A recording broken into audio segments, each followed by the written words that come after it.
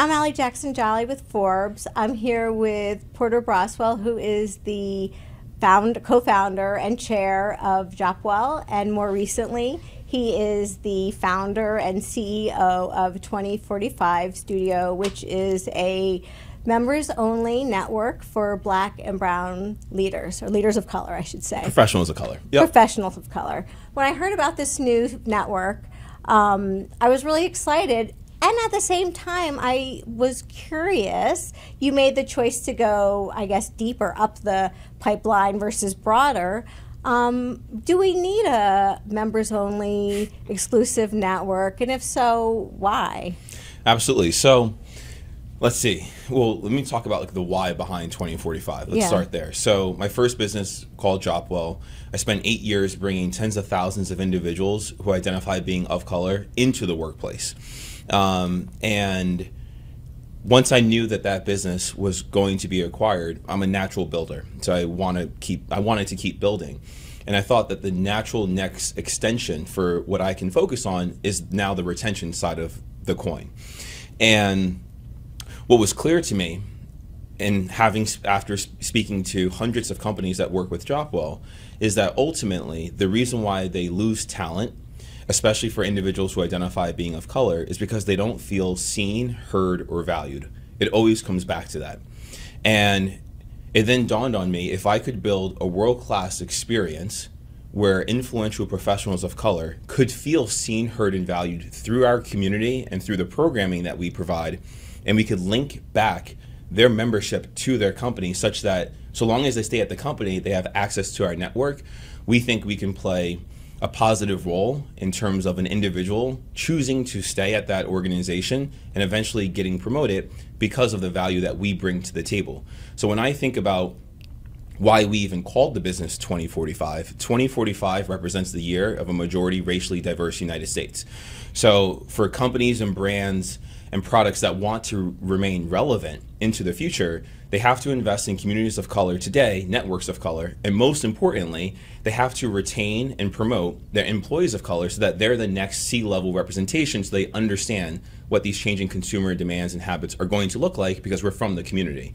So yes, communities of color need this type of space, and we want to be the container that allows these incredible networks and groups of individuals to come together, network, socialize, and build with each other. So what is I think the word you used was influential leader. Yeah. Like, who is that? Who do you think, what part in their career are they to hit your sweet spot? Yeah, so influential means a lot of different things. For us, right now, we typically focus on individuals that have between 10 and 20 years of professional experience.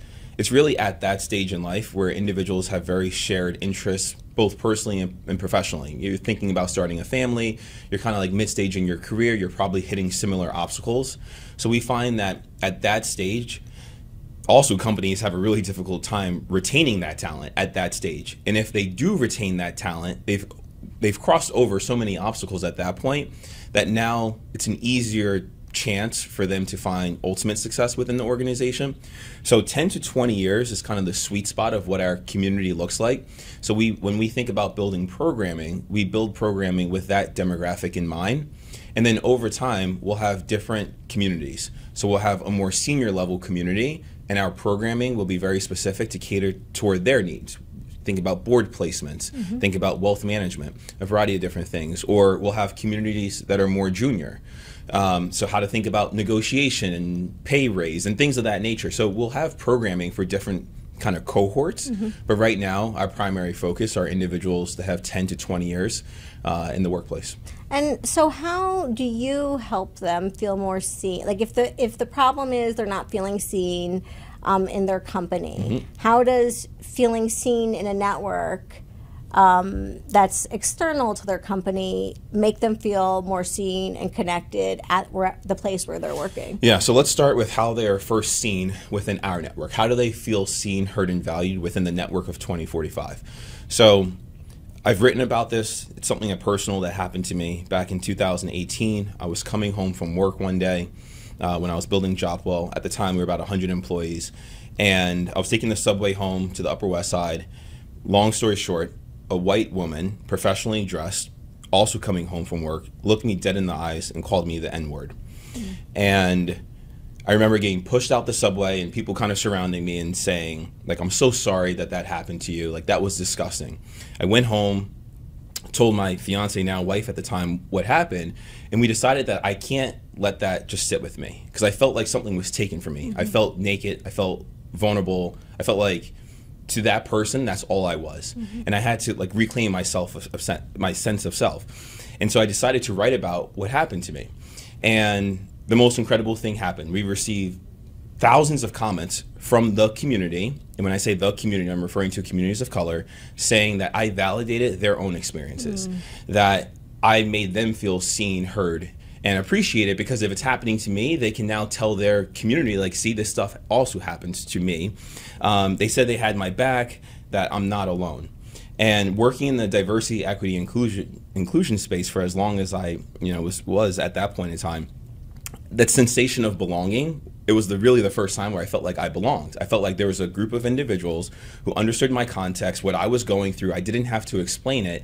They got it, and I felt like I belonged. So it dawned on me at that moment in time that you can build a space through the lens of community with people with shared lived experiences. And in America, that means if you're a person of color, there's a context, there's a code that you understand because you live and exist in this world as a person of color. So there's this sensation of belonging when you just surround yourself with people who get it. And so in terms of, our network, just the mere fact to be surrounded by folks that are a similar stage personally and professionally, and they identify being of color, there's a sensation that I've lived through that I know what it feels like. You feel like you belong in that group. Now, how do you then tie that back to the company? The company underwrites your membership fee. So long as you are employed by that organization, you'll have access to our network. So it's a tangible investment that your company is making in you and your professional development, because you also get a lot of programming that comes with 2045. And you can associate it with, I'm in this network because my company is underwriting this. And so let me ask you, because I work in the DEI space as well, I oversee our newsroom change, trying to make our newsroom and our industry at large look more like American society. And so I connect with a lot of what you're saying, but let me play devil's advocate for a second. And is there a danger that companies are going to sort of give away their efforts to create a sense of belonging because they have 2045 who's doing the hard work, so they're writing a check, having your network do the hard work, and then they're done? Like, what do you say about that? Yeah, no, we're not the sole solution. Yeah. This needs to be a tool like the toolkit. This is one variable. This is one way to make a tangible investment. If you solely rely on us, you're not doing your job. We can be supportive of your energies and efforts, and this is like a tangible investment you can make, but we're not going to be the reason why someone chooses to stay or leave their company. Yeah. We're going to be one of the reasons why they choose to stay. So there have to be many reasons, and that's the work of a company. Yeah. You have to build cultures where people feel like they can thrive. Now, what's clear to me is that companies need an assist with that, and that's where we step in. And then let me ask you this. It's not a brand new space. You and I spoke 3 years ago at Forbes, back when you were deep in the Jopwell arena, and we spoke about networking and creating the sense of belonging. So, fast forward to 2023, there's the Gathering Spot, there's, different communities on LinkedIn. What made you what's different? What need did you see that you decided, Porter, I got to fill we're going to fill this need? What made you decide to jump in? So, I won't name companies. Yeah. But there's a very large organization that's a members-only network that, and they've done very well. And I chatted with several of their members, and what was clear to me is that there are many communities that focus on a common trait. It could be gender, it could be a specific title, it could be a wide range of things. What was clear to me is that just because you identify being a woman or you are, you know, a president and that's your title, that doesn't necessarily mean that you're going to find commonality amongst all groups of folks within that network. And it doesn't mean that being of color, you're going to find commonality with all communities of color. But what was clear to me is that in those settings, you can still feel like the only because you're the only person of color. And in those rooms, not everybody understands the context just because you identify being a certain gender or a certain title or whatever the case may be. And that there's this unique experience, given the history of this country, what does it mean to be a person of color in this country? And that bonds people in a way that feels more authentic, more relatable, and a sensation of like, I belong in this group. And personally and selfishly, as an entrepreneur, I build solutions for things that I've experienced that I have found to be pain points. And I have never been able to step in spaces where I'm surrounded by people who look like me. I'm a part of incredible organizations like the World Economic Forum. I attended Davos last year. The best professional experience of my life. Still felt like the only in many instances. So selfishly, I wanted to build a network that I know I could be a part of, that I can get benefit from, and that most importantly, I can contribute to. Yeah. Okay. So I'm glad that you brought up your the fact that you're a founder, because I actually wanted to ask you a little bit about that. You've spoken extensively about the difficulty of being a Black founder, getting venture capital funding, all of those things. And yet, in June, you announced that you did. You know, I think you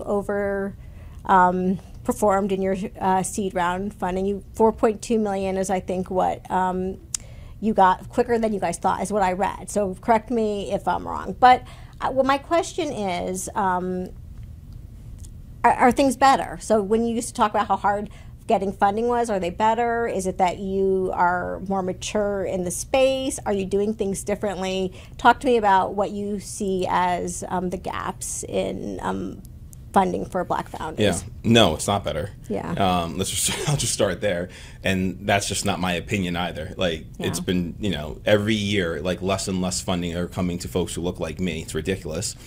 And so for us, our pre-seed round was 4.2 million, and the reason why we were able to achieve that is because I got the benefit of the doubt being a second-time founder. So that benefited me and 2045 in our vision, because I've built a successful business prior to doing this. So there's an element of understanding, how do you raise capital? How do you talk about the terms? How are you going to leverage the resources that you get? How quickly do you want to scale? Like, those are things that I've learned from the last 8 years of building a business, so I'm starting 8 years ahead almost, if you will, right? So me raising capital in this seat is different than Porter in 2015 raising capital. But I can tell you, things have not gotten better. In many instances, they've somewhat gotten worse. And what I think is starting to kind of play out is that you have a lot of, call it micro funds now, that are looking to back founders of color. And I think that's fabulous, and I think that's really important. But because they're so small from like a money under management, they're losing deals that are more competitive to larger institutions because it doesn't make sense with the fund economics and the size of a fund. So you have a lot more GPs of color out there in the world, which I think is, again, incredible. But now they don't have the size of funds that others do. So it's like you get given a little, but not enough. Yeah. And so there's this narrative of like, well, there's more investors of color now, but that doesn't mean it flows to founders of color. And so, yes, like, more work needs to be done, not just for founders of color, but also for women and all different definitions under the diversity umbrella. But in my instance, you know, it's being a second-time founder. I got the benefit of the doubt, and I raised capital from individuals who understand what we're trying to build here, and the magnitude and the size and the scale that we can achieve it. And so they bought into our vision.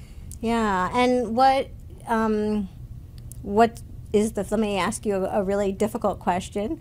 What is the fix for that? So if it's not, you know, if microfunds in a way are helpful, but also potentially causing, a ceiling or a challenge. How do we tackle this so that there's more of you, more Porter Braswell's creating more, tech platforms and others. Yeah, there's no single solution. I think it requires folks who do have capital speaking out to like the BS that we go through, and that like this stuff still happens. Like, so there's a responsibility for a founder who gets capital. Like, that's one. Two, you need more founders of color and women. Sorry, you need more investors of color and women investors operating and working and being decision makers at larger funds. And to me, it doesn't make any sense. Like, literally, there's changing consumer demands and habits. Your job as an institutional investor is to understand that. If you're not reflective of what that change looks like, how can you make informed investment decisions? As an LP, why would you ever back an institutional fund that doesn't understand where the trends are going? Like, it's ridiculous in my opinion. So we need more investors of color, more women investors who have the authority to deploy capital, who have investment making decisions, because they see what's going on. They understand the trends, and it's only us as founders of color and women who get that, who can build the solutions for what those problems are going to be. And so it's a combination of both. It's also on the LPs, like where the money flows from. Start mandating this stuff. Don't invest in funds that are not reflective of what this country looks like. Like, that's an irresponsible investment decision that you're making by backing funds that don't reflect where the changing population is going. That's ridiculous to me. And ultimately, it's the institutional, investors that really report into the LPs. The LPs hold the power. So to me, it starts with them. Yeah. Okay. So I like that. So let's go back to 2045. How many?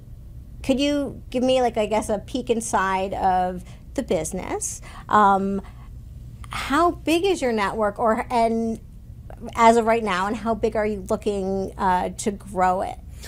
Yeah, we're doing very well. We're very fortunate that I think the timing, like everything in life, worked out really well. This is a model, to your point, that has existed previously from especially much larger communities than ours. So there's already a roadmap for how to scale a company like this.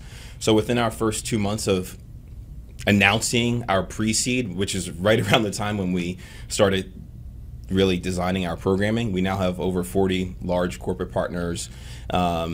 We have 33% of our leaders, which is a cohort within the network, come from a Fortune 500 company. 90% of our revenue is underwritten by corporate relationships. And then over time, the vision is to have tens of thousands of members globally. This is not just going to be in the US. We're going to have a global footprint because communities of color around the world should know each other, and we should support each other.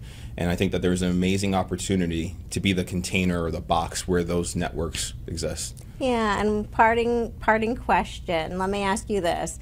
I think that to be a change maker, you have to be a little bit optimistic. I know that I've been accused of being optimistic. Do you think there's ever a time, you just mentioned 2045 is the year that there are more people of color in the U.S., or is that, in the U.S. Than non-people of color? Will there ever be a time when the networking is so organic and ability to, like, get a piece of the pie is just happening, so you could hang up your skates and not I guess create or run a network for people of color? No, there'll never be that moment, because to me, what that then turns into is like a World Economic Forum. That's what WEF is going to look like by 2045 if they want to remain relevant, right? So by that point in time, like, I would love to have international organizations that bring together the most influential people in business and government. They will be of color because that's what the demographics are going to look like, and we will have started that process today. Yeah. Oh, thanks so much for coming. I can't wait to see how big you grow. I appreciate it. Thanks for having me.